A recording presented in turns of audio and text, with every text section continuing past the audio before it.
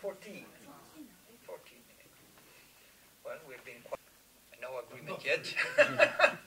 We've been pretty... We have agreed as members to open the door and welcome also. We have been very much using the achievements that you as Eurochambers in Brussels now in the economic diplomacy that I take profit of, but it's acknowledged. Agreements on paper are very nice and very good, but I have one of my stepson that lives in Pristina. Chance that might be very great. He stays there.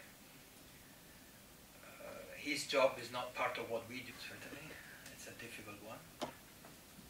But certainly it shows also that in Brussels